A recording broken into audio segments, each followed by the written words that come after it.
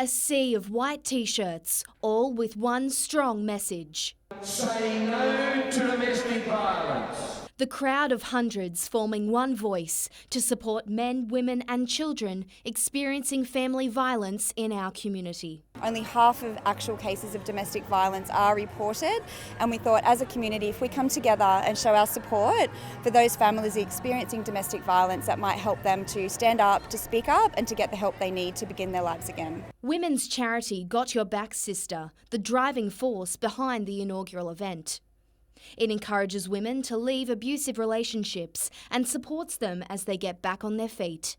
But today was not only about them. Domestic violence is not a female problem, it's a problem that our whole community is affected by. Our friends, our family, our work colleagues are either directly or indirectly affected by violence every day at an alarming rate.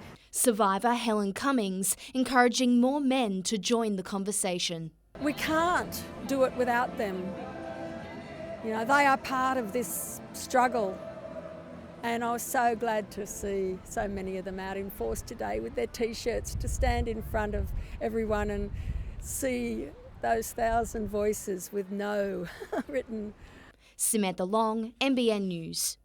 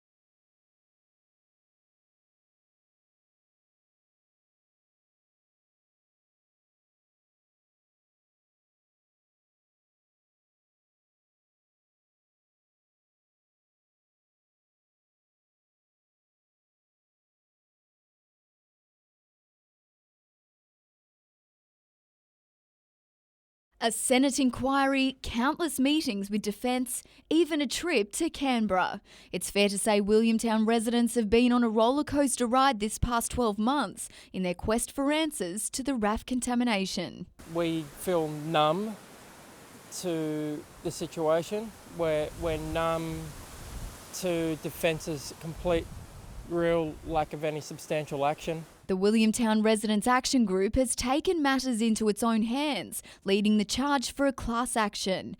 But it says issues like compensation, as well as independence in the remediation process, need to be addressed. At the crux of this problem is the fact that we have the polluter, Defence, dictating the terms of their own clean-up operation. Paterson MP Meryl Swanson is also highly critical of Defence's response this past year. I'm saying that they've moved at glacial speed, and I really don't feel as though it is a true priority. She's urging action and calling for the release of the nHealth independent review into drinking water guidelines. That is something of utmost urgency, and they should be releasing that. The department has it, now we need to have that information. The Department of Health says it's received the report and is considering its findings. More than 2 months ago, leading into the federal election, the government announced its plan for dealing with the issue. On the agenda, $55 million for the problem nationally, as well as blood testing. We haven't really seen anything substantial come from those, and now we're waiting to see what is going to happen. Defence says it recognises the concerns of the community and will continue to communicate openly with them. Renee Feder, NBN News.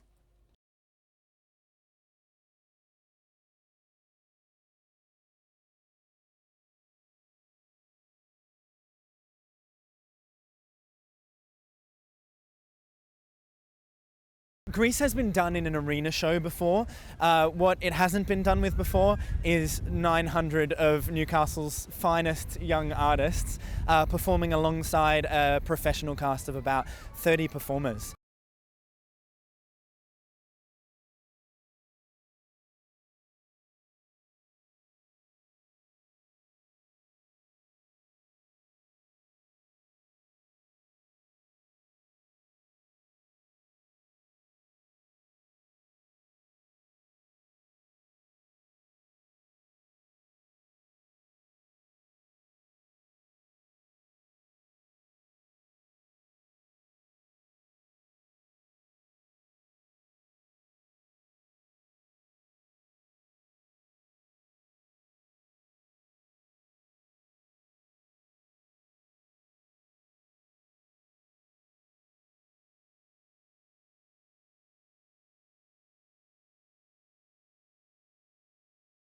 Week 2 of the Tooheys Cup finals, and it was do or die for Wests and Lakes United, the defending champions dishing it out early, moments later on the receiving end.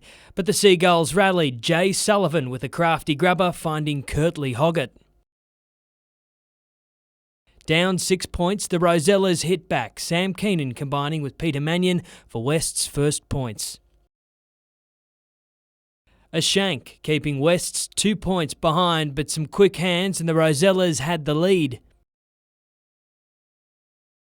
10-6 at the break, Jade Porter going solo in the middle of the park, Warren Shillings with the finish. The Seagulls far from out of it, the explosive Brad Murray creating something from nothing. Seconds later, the yellow and blue were over again. On the other end, a swift play of the ball had Jade Porter squeezing over to regain the lead. West's now 2 points ahead on the defending Premier's line, the ball moving through the hands to find man of the match, Jade Porter. The Rosellas celebrating a critical win, Lakes United left wondering what could have been. Tomorrow, minor premiers Macquarie will come up against Souths for a spot in the grand final.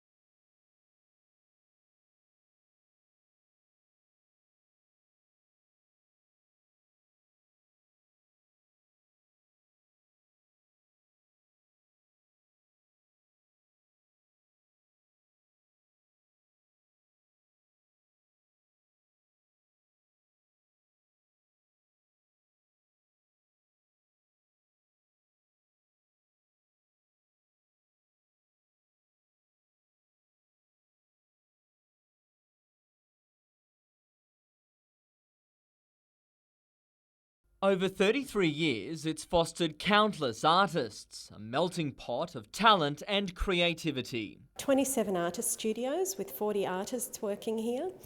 We've got a black box, which is a multi-purpose room where we have performing arts happening. From pottery, sewing to painting and jewellery. The Newcastle Community Arts Centre is as grassroots as it comes. This is kind of the hub where everything happens, and then it goes out into the wider community. But its time at Hamilton is coming to an end. In just 4 months, the lease will end and the centre will have to move, with help from the community. We're looking at land, buildings, financial contributions, anything that will assist us in this interim time of transition. The centre wants to rival other venues like the Collingwood Arts Precinct and Abbotsford Convent in Melbourne, Metro Arts in Brisbane and the Makers Workshop in Tasmania. We've got a few venues that we're looking at. Of course, we'd like the railway station. We've been putting proposals in for that for a while, but we're looking for something that we can move into soon. The goal to create a cultural hub for Newcastle. Opportunities for retail, gallery. We have studio artists working, perhaps we have a glass blower working, people can come and visit, watch the artists at work, buy some of the goods. If you'd like more information on how to help, simply head to our website. Tyson Cottrell, NBN News.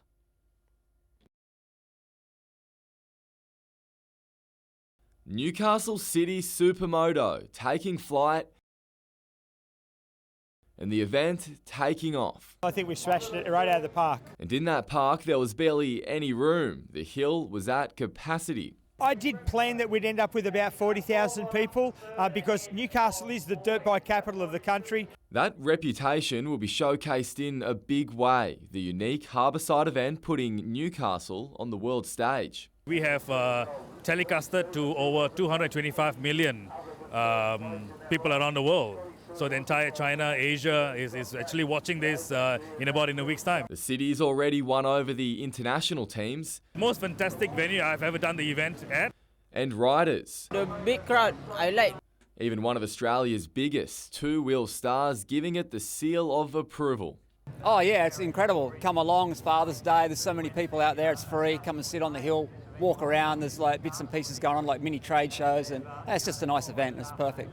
Supermoto's success sure to add weight to the push to bring the supercars to town. Discussions there are ongoing. Like being on the peninsula, to be able to get the peninsula, block it off, the rest of the city can work, and this peninsula is absolutely perfect for motorsport, and I think today proves it. Samuel Jordan, NBN News.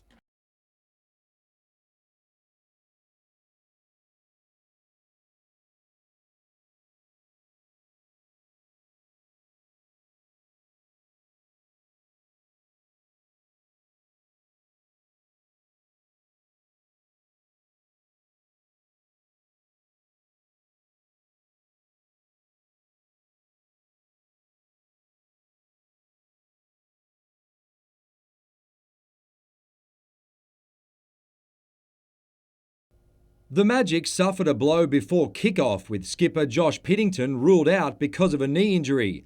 Edgeworth took advantage of his absence, producing 2 early chances. At the other end, James Virgili had Broadmeadows' first decent opportunity. But he couldn't beat Jim Fogarty. 2 minutes later, the keeper served it up on a plate to the former Newcastle Jet. And Virgili made him pay. The Magic led 1-0 for 10 minutes. Until former A-League Golden Boot Daniel McBreen levelled the score. Keanu Moore went close to putting the Eagles in front. Cale Bradbury created space in the box but couldn't hit the target. The Eagles finished the half on top as Brent Hamill and Moore gave the Magic defence something to think about. Midway through the second half, Dylan Holtz was awarded a penalty. Hamill's spot kick had everything but didn't find the net. A few minutes later, Hamill laid on a perfect ball for 39-year-old McBreen. And Edgeworth was in front. Bradbury thought he had a fair shout for a penalty, but it was waved away. Paul Shikawe had one final chance to send the game to extra time. But 2-1 was how it stayed as the Eagles won back-to-back titles. Now, I said to Millsy at the start of the year, he said, I want you to be top goal scorer. I said, look, I won't be top goal scorer this year. I said, I'll score the important ones for you. So I told him today that I'd get an important one. Lucky for me, I got 2.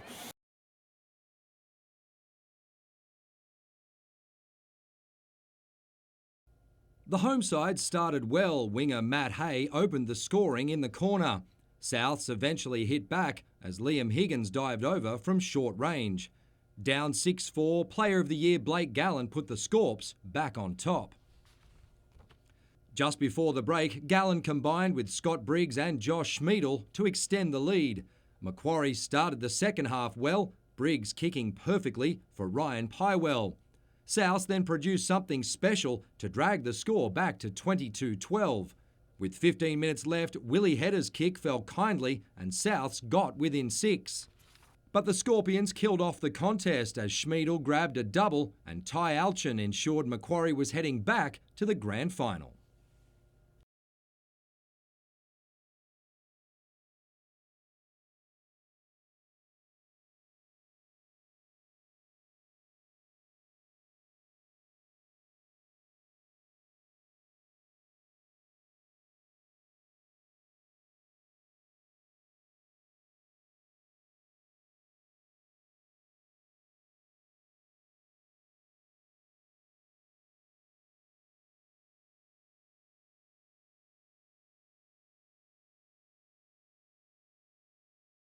Former Catholic priest and witness in the Royal Commission, William Burston, questioned about the death of 13-year-old Andrew Nash. I didn't see it as having killed himself. I saw it as having died, So you didn't even consider that he killed himself?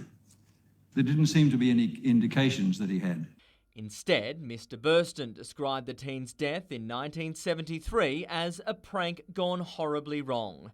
Throughout the day, abuse survivors told their stories, all hauntingly similar.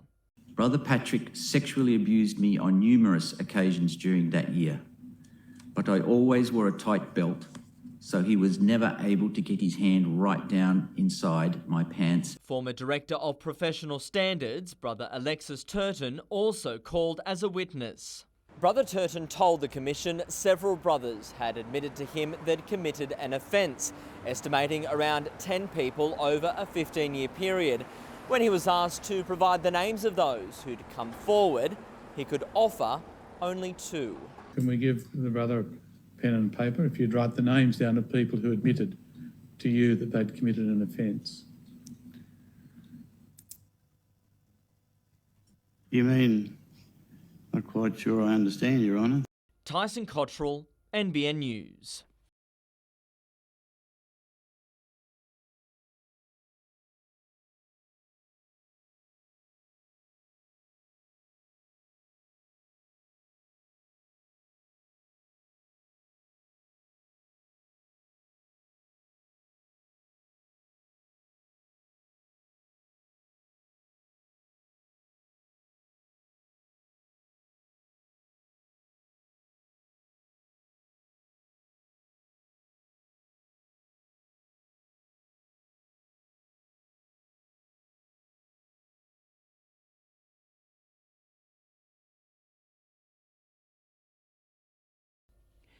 Brick by brick, Brett Carr is building a house and so much more. Building hope for other kids. He and his wife Melissa tragically lost their beautiful 8-year-old daughter Charlie to cancer last year. She was diagnosed with neuroblastoma when she was just a baby. Charlie and her family battled on, living in hope. After Charlie's second relapse, it was that chance that, that a cure might be found that got us out of bed every day. That elusive cure is exactly what the Children's Cancer Institute is chasing. With the help of major fundraisers like Build for a Cure underway at Terralba, around-the-clock free labour has achieved an incredible amount in just 1 week. All money raised from the eventual house auction will fund research and trials, including a personalised medicine approach aimed at the 20% of child cancer patients with a low chance of survival. Currently we do it for a disease, then we do it for sub-diseases, but this is for an individual child, and that's very expensive. Clinical trials that have translated into kids walking around today that would not have been alive without the research that we do at the Institute. Important work that saves the lives of children like Jade. She's wonderful. She's going really well. Diagnosed with a brain tumour at age 2, her little body has endured 5 brain surgeries.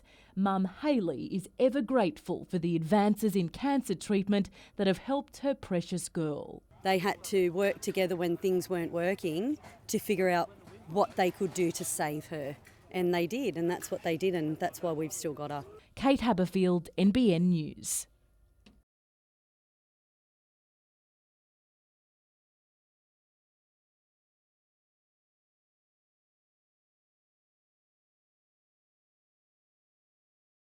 Ah, come look at this. You nearly stepped on it. Oh, jeez. What is it, a brown snake? Yeah, mate. Oh, they're poisonous, aren't they? Very. They're deadly. In fact, it's one of our deadliest snakes, the deadliest snakes in Australia. In the late 70s and early 80s, Beat Hill and Art Ryan brought the bush into our living rooms with a locally made show aimed at children.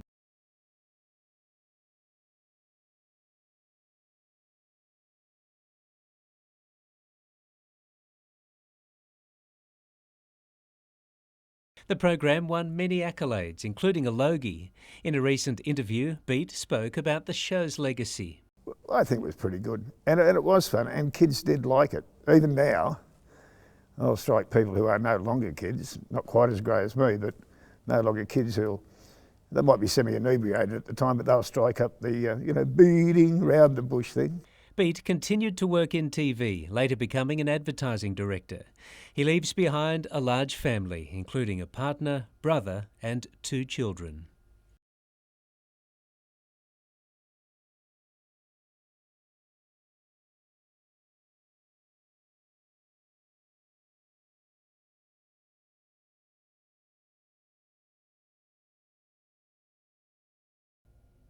Hometown hero and World Series leader Matthias Dolderer flew second in the final and gave his Aussie rival a great time to chase. Hall had only scraped through the round of 8 by 0.002 of a second. Fortunately, he saved his best for last. Needing nothing less than a win to keep the title race alive, the 44-year-old delivered. Our happiest thing at the moment is that we seem to be back on the groove. We haven't had a penalty since training 1 in Budapest was the last penalty we had. So touch wood, we just keep going fast and error-free, even in training. Hall is now second in the series with 2 races in the US left to run. He'll need to finish in front of his German rival at both events and hope Dolderer makes a mistake in at least one. Effectively, I've got nothing to lose. I've been second in the World Championship before. I've raced right down to the wire in Vegas before. Matthias hasn't done that. So, he's got a lot of pressure on him and I'm just enjoying the flying. If we are second place in the next 2 races, it's fine. Matt can win it.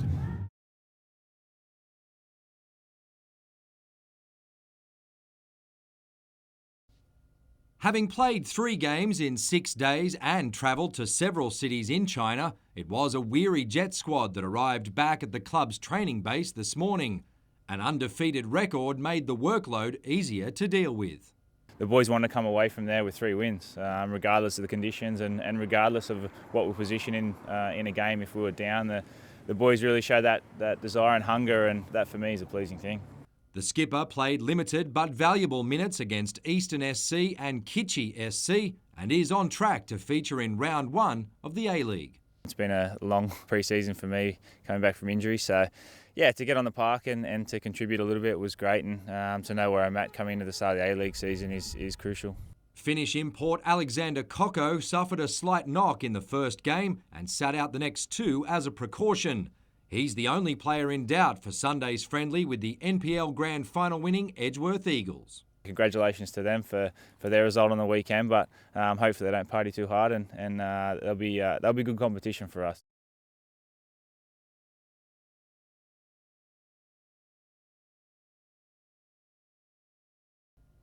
They went down 5-1 to Western Sydney in the FFA Cup last Tuesday and were trailing 1-0 early in yesterday's grand final. Didn't want to make it too easy for ourselves, did we? Jimmy just thought he'd give him a goal to start with.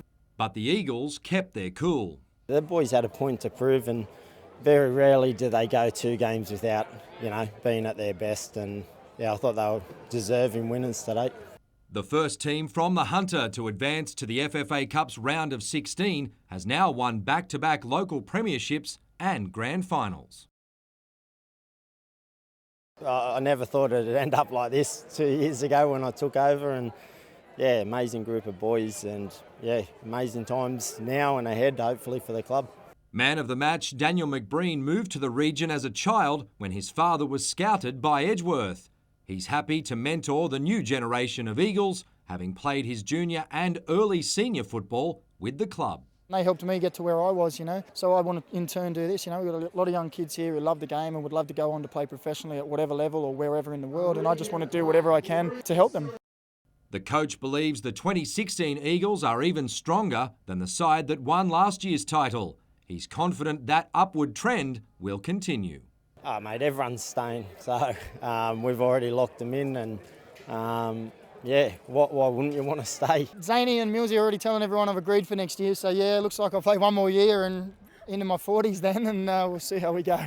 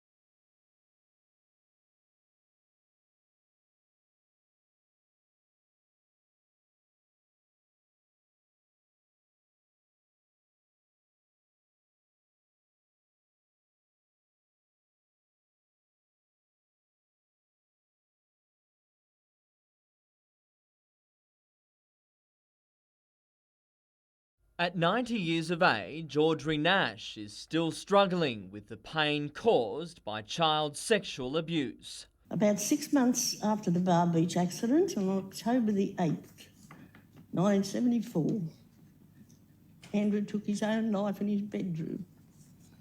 He was 13. Ms Nash's son Andrew was a student at Marist Brothers in Hamilton. He had visited the beach, which it's since been revealed was a regular haunt of convicted pedophile Brother Romuald. I now believe that Andrew was sexually abused and that he took his own life because of it. Ms Nash told the Commission on the night of Andrew's death she was visited by 3 brothers who on several occasions asked about Andrew's behaviour, whether he had mentioned anything or left a note. It was the last time she heard from them. I also believe the reason that brothers Romuald, Christopher and John came to our home the night of Andrew's death was to try and find out if there was any evidence that Andrew left behind in relation to the abuse, such as a note. Earlier, brother Alexis Turton was asked to indicate which Marist brothers he'd spoken to about allegations of child sex abuse and who had admitted committing child sex abuse. Do you know how many you marked with a D? Sorry, I didn't count, Your Honour. All right, we'll count them. There's 10 that have been marked with an A. Tyson Cottrell, NBN News.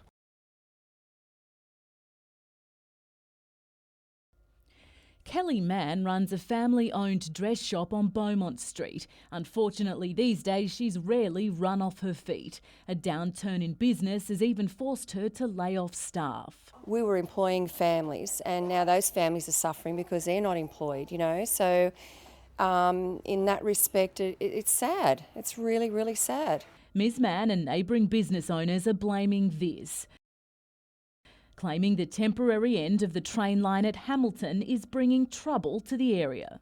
Antisocial behaviour, verbal abuse, attacking business owners. Business owners say their pleas for help so far have fallen on deaf ears. An application for funding for CCTV cameras failed. It's enough talking. It's been a year and a half.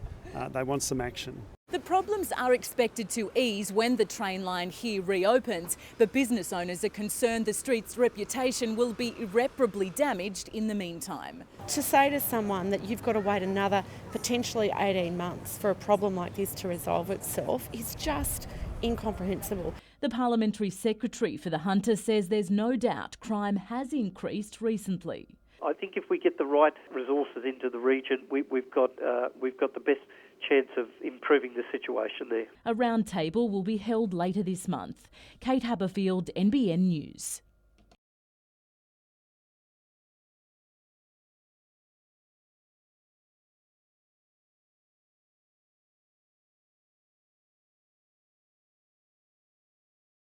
I have absolutely no regrets. We knew at the time that we were very likely to get arrested. The police told us we would get arrested if we didn't get off the bridge, and we all knew that was the case.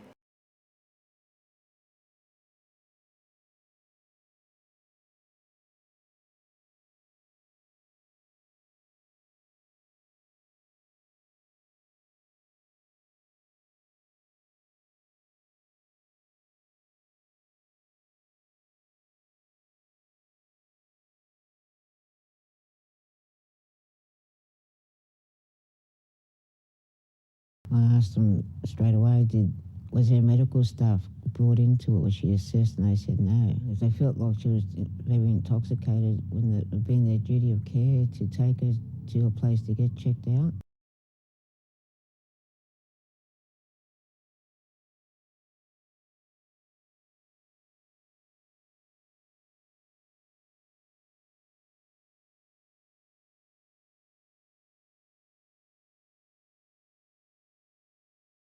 It's an extensive collection, passenger trains as far as the eye can see at a site in North Rothbury. It was started by rail enthusiast Chris Richards around 1990. There's some steam locomotives out there that belong to South Maitland Railways. They're subject to a heritage order, and it's a very important collection to New South Wales, not just the people of the Hunter. In recent years, the Hunter Valley Railway Trust was leasing the site from those behind the massive Huntley housing development in the area, but that lease expired in 2014.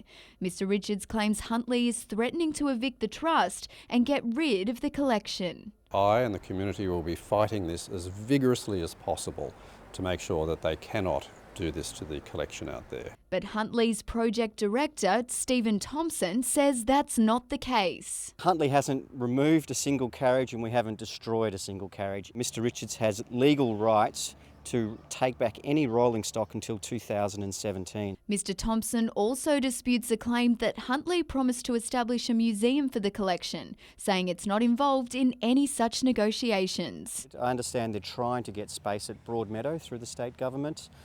We've certainly allowed them to have free access to the land as long as they need to, no rent, no charges, to allow them time to get access to the Broadmeadow land. Renee Feder, NBN News.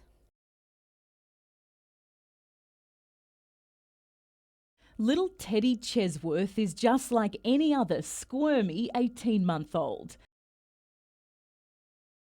Looking at him now, you'd never know he was born like this. Teddy had a wide cleft in his lip. As you can see, surgery to repair that about a year ago was a huge success. Today, Teddy was in Sydney for stage 2, surgery to close a palate cleft. The whole process runs through the cleft clinic at the John Hunter Children's Hospital. Under the guidance of Dr. Larry Roddick, it's seen a huge advancement in the way clefts are treated during its 30 years in existence. In the old days, you used to see the nurses wouldn't touch the baby, no one would want to nurse the baby, and that's completely different now because people know what's coming. They know that they've got a normal baby who will be a normal adolescent, a normal adult. Basically, a cleft is a hole. Lip clefts can now be diagnosed in utero, just like in Teddy's case, but palate clefts can't be diagnosed until birth. As far as the palate goes, if you don't close that, you will never get proper speech. The Cleft Clinic sees more than 20 children each month from across northern New South Wales. It's a one-stop shop for families, with a team of specialists on hand, including surgeons, paediatricians, dentists, orthodontists and speech pathologists. To be able to come and have one appointment to be able to see all 7 specialists at once is absolutely amazing and makes a massive difference to our lives. providing families with reassurance and guidance through what can be a challenging time. We think it was beautiful the day he was born, as beautiful as he is now. Kate Haberfield, NBN News.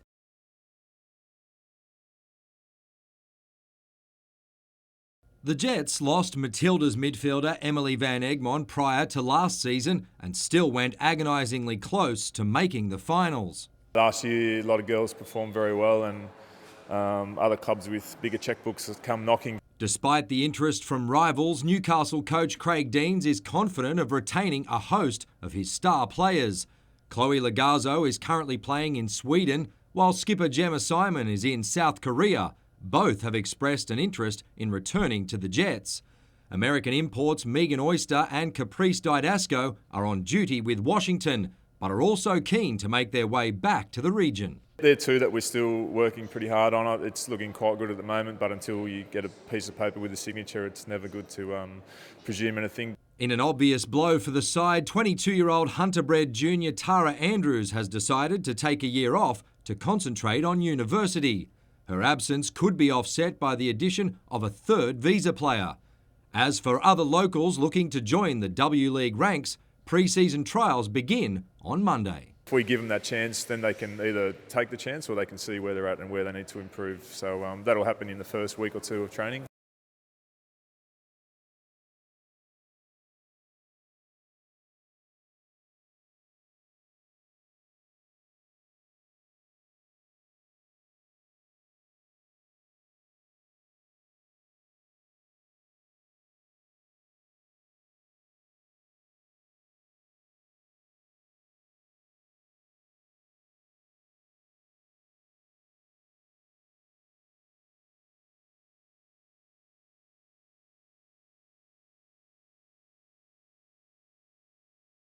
There was a goal to get in the gold medal match and hopefully come home with the trophy, so they've put themselves in a good position.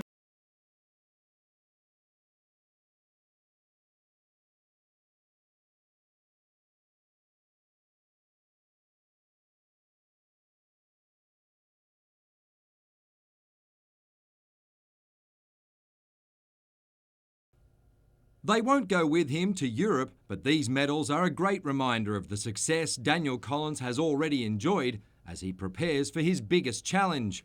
Having competed for Australia at the 2014 World Titles as a junior, the 19-year-old missed out this time around after making the step up to the open ranks. Only 5 spots available, and it's a really prestigious thing. Obviously, all the top athletes are trying to get into that team as well. So I think I was close. I'm in the Pathways team that went to Japan, so I'm sort of in the mix, but just not quite there this year.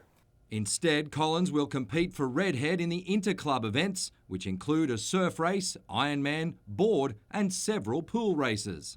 I know it's cold and windy and there's not much waves, but it'll be fun. I mean, I might have to race in a wetsuit, so I've got all that stuff ready as well. When he returns from Europe, the teenager will prepare for 6 Summer of Surf events, including a round at Fingal Bay, trying to earn a place in the National Ironman Series. It's a good opportunity for young guys to make the series this time around as well, because there's a lot more positions available. So for people like me, it works out pretty well.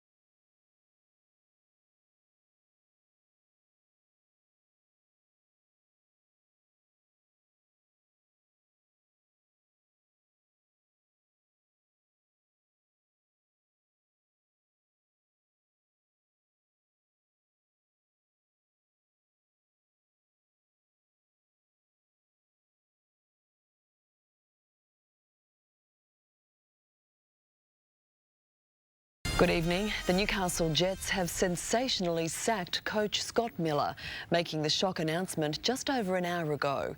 Miller had only been in the role for a season, and he's the 4th coach to go in just 5 years. Let's go straight to reporter Samuel Jordan in the newsroom. And Sam, do we know what's behind this decision? Well, Tash, the club's put it down to differences related to football in matters, but there are reports that relates to a falling out with new assistant coach Luciano Tranni, with Tranni reportedly sent home from the club's pre-season tour of China early. But in a statement about an hour ago, CEO Laurie McKenna simply acknowledged the decision is far from ideal given the close proximity to the start of the season. But once it was made, they needed to move quickly. When the team arrived home from China on Monday, Miller was nowhere to be seen. Management played that down, claiming he was staying in Sydney. But the sacking really has come as a shock, and as you can imagine, fans aren't happy. It's only 1 month until the A-League season begins, and the club hasn't put a time frame on finding a new coach. Now, online tonight, there is some support for Mark Rudin and former Jets assistant coach Arthur Pappas. But one man who won't be taking the coaching reins is CEO Laurie McKenna. He's ruled himself out of contention. Thanks, Sam. Samuel Jordan reporting there.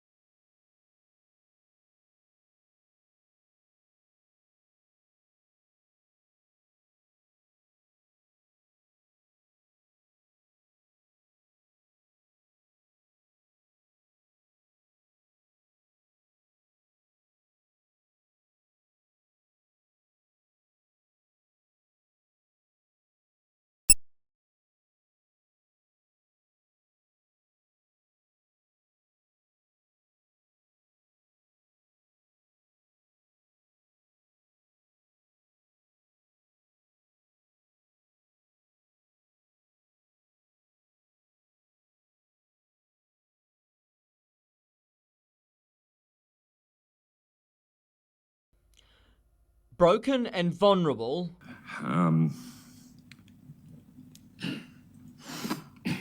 And a survivor. Scott Hallett, an image of resilience and strength, still standing after years of child abuse at the hands of Father Vince Ryan. Father Ryan stole my innocence. Aged just 9 years at the time, Mr. Hallett told of the abuse committed while he was an altar boy and the haunting impact. The abuse has affected my ability to relate to other people. The abuse has affected my career opportunities. I have been diagnosed as suicidal with depression, anxiety and obsessive compulsive disorder. Mr. Hallett calling for understanding, not pity, for abuse survivors. Have a look at you or yourself or your kids when they were 9 years old and read a couple of statements and just try and put yourself in our position. Earlier, Brother Michael Hill spoke of Brother Dominic and the complaints made against him by former students at Marist Brothers at Hamilton. What was the nature of the complaints? I'm not aware, inappropriate behaviour, but there are no more details than that. Did you ask him if there were any more details? No. Weren't you concerned to know? Absolutely. In a letter from Mr. Hill to a church lawyer, he compared allegations of child sex abuse against Brother Patrick to a well-known Hollywood film. Former principal of Hamilton Marist Brothers, Christopher Wade, told the Commission he received what he thought at the time was an admission by Brother Romuald back in the 1970s that he had sexually abused boys in the past. But Brother Wade didn't report the matter to police. The 80-year-old labelling Brother Romuald as an imposing, strong and intimidating character. Tyson Cottrell, NBN News.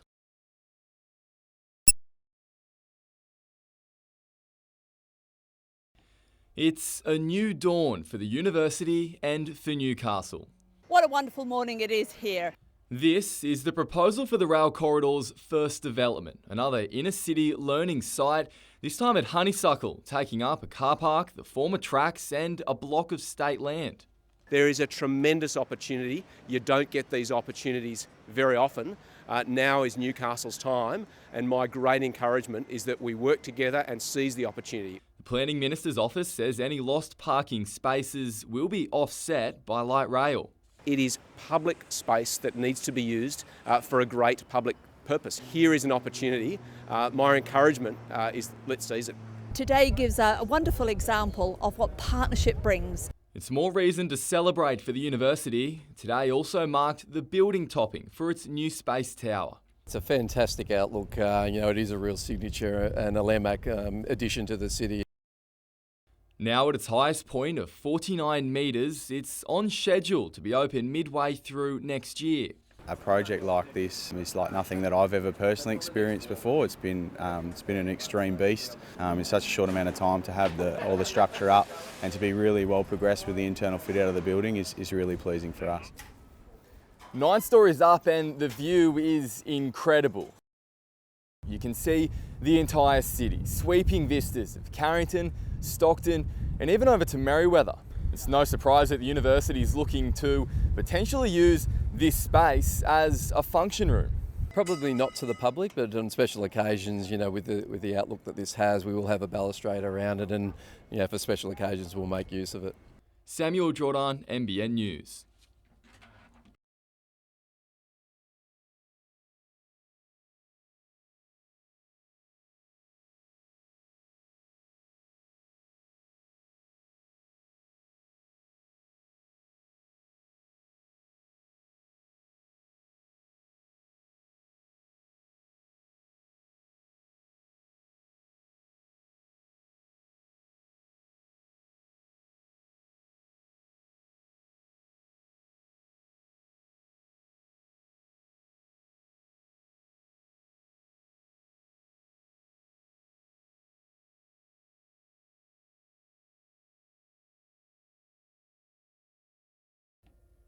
World-class and boasting the latest technology, this is the future of Headworld. From humble beginnings in 1980, the company has become a major player in the mining sector, exporting its products to 36 countries. Now it's making a name for itself in agriculture, and the new direction is paying dividends. Today, Hunter MP Joel Fitzgibbon officially cut the final piece of red tape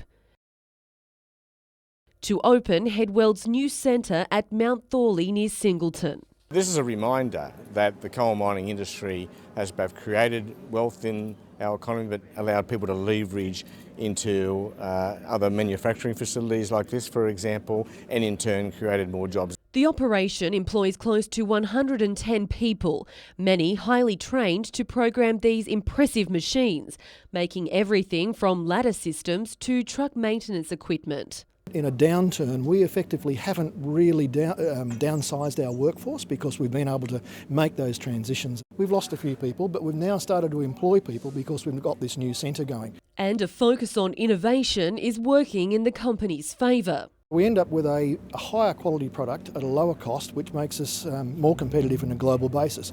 Emma Murphy, NBN News. Following a slow start to the season where he was plagued by a back injury, Hall has now appeared on the podium in the last 3 events, elevating him to 2nd overall in the championship standings. Air race leader Matthias Dolderer is the only one standing between the Australian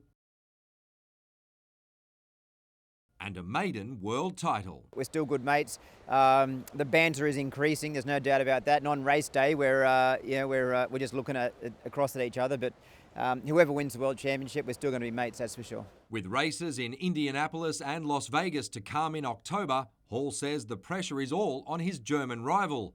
After finishing as runner-up in 2015, the former fighter pilot will be going for broke. I'd rather come third, making an error, knowing I'd pushed as hard as I could, then comfortably push through in 2nd place. So we're going to be going hard. We're going to try and win the championship. Whenever there's that opportunity, we're going to be going for it. Matt will now spend the next 3 weeks recharging the batteries here at home. Concentrating on getting me back to healthy again, trying to iron out a few muscle wrinkles here and there. I've been doing a little bit of flying, got some events on down in Melbourne, and then heading off to the States, taking my family with me. Looking forward to actually getting away for the last 2 rounds with my family.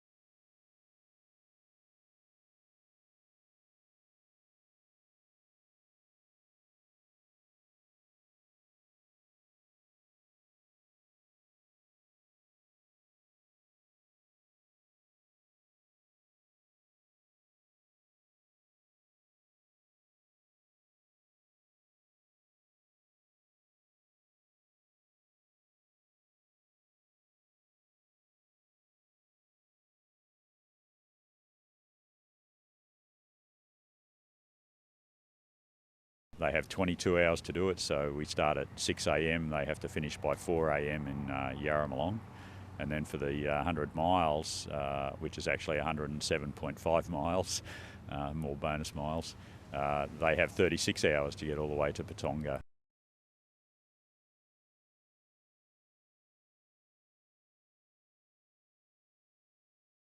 That involves some single track, some nice rural valleys in Conjue, and then quite a lot of rough country.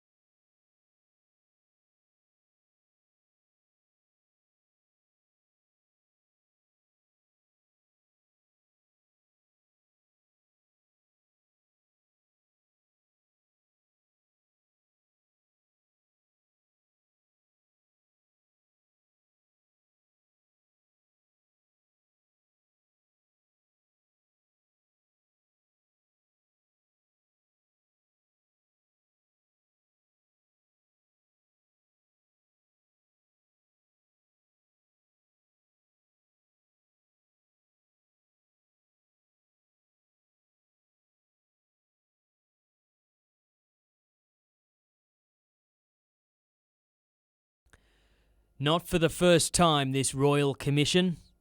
I don't recall. I couldn't exactly recall, Your Honour. I don't recall, Your Honour. An authority figure unable to remember allegations of inappropriate behaviour. I can't recall conversations from that far back. Former Marist Brothers principal, Brother Christopher Wade, was responding to claims he knew why 13-year-old abuse victim Andrew Nash committed suicide in 1974. You were relieved that Andrew had told nobody before he died. That's not true. And you were relieved because in your mind the problem had gone away. That's not true. And when Brother Ronald moved schools 2 months later, you were even more relieved because he was no longer your problem. That's not true. And you're pretending that you don't remember that evening because you're a coward and you're a liar. That's not true. Brother, did you cover up allegations of child sex abuse whilst you were principal? The current Marist Brothers Provincial today acknowledged the pain caused and offered an emotional invitation to survivors to come forward. I know that a lot of them have suffered terribly. And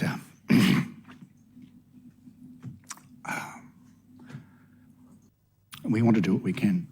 And after more than 40 years of pain for the family of Andrew Nash, today Brother Peter Carroll announced Marist Brothers have already begun a separate inquiry into the 13-year-old's suicide.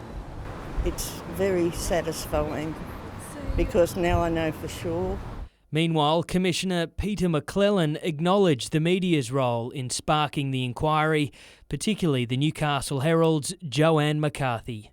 Without those efforts, it's unlikely that this Royal Commission would have taken place. Mike Lorrigan, NBN News.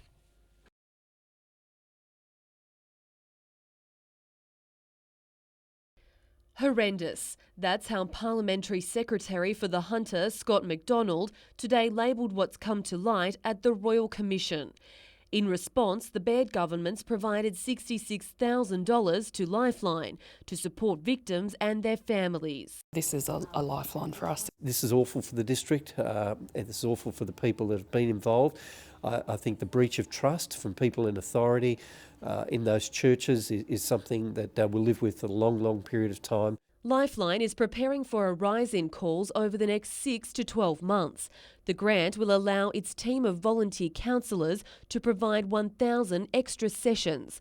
Specialists who've attended the Commission hearings will also be able to support distressed witnesses and attendees.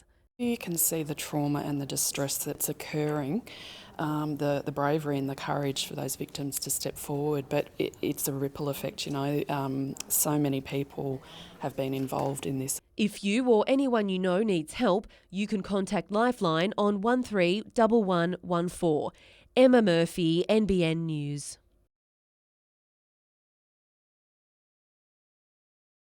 It's a road notorious for accidents. There's a lot of pressure on it, and that's one of the main reasons that we're really working with everyone we possibly can to get them on the same page so that we can get a positive result. The Buckets Way has been upgraded in the past, but the sheer volume of traffic means the surface deteriorates quickly. The bad sections were done, so the good sections back in those days are now the bad sections that we're looking to underpin today.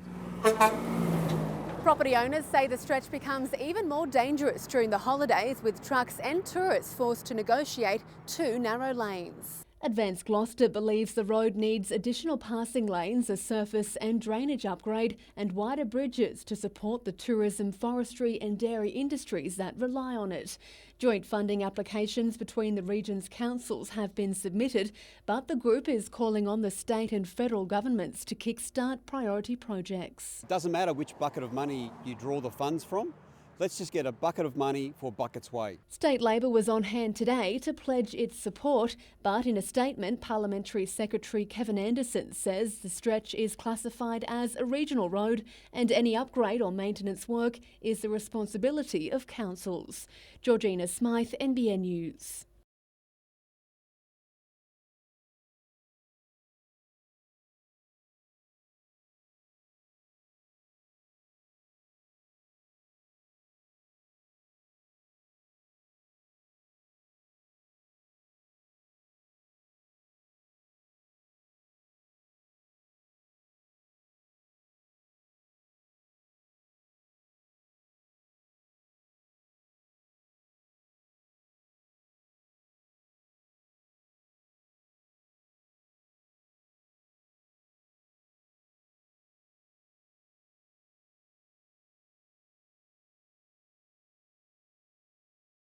Being able to electrify, with that single project, somewhere between 40 to 50,000 houses is a major, basically, sort of achievement.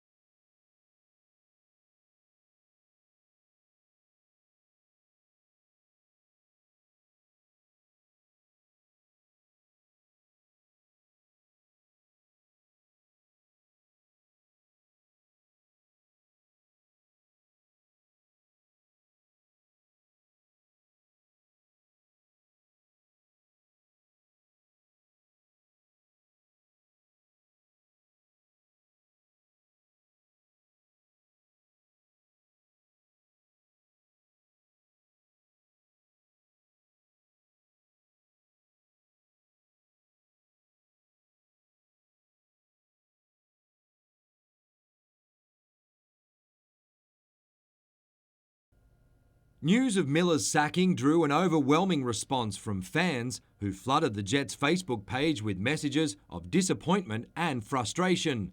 The backlash made it all the way to Martin Lee and the Ledman Group. I told them last night exactly what's happening, and the club were getting hammered, which I told them they would, and he's fully aware of what's going on here. Luciano Tranny was appointed before Lee took over, a move that was approved by Miller. Ledman Group wanted new coaches, but the CEO pushed for Miller to be retained. Now Laurie McKenna is standing by the decision to to remove him. Well, it's a club decision. I'm not going to blame Martin Lee and say it was Martin Lee's decision so I could pass the buck. Like, I'm CEO of the club, so it was a club decision which I'm part of. A confidentiality agreement restricts officials from delving into details, but it's understood the relationship between Miller and Tranny had become unworkable. There was hope the situation would be resolved. They offered mediation in China, and then Tuesday night I got an email from Scott who he was wanting to do some mediation. It was too late by then. The players return to training tomorrow, the same day the search for a replacement head coach will begin. For now, the CEO has this message for fans. This wasn't an easy decision, but the club's made it, and just please support the club. Mitchell Hughes, NBN News.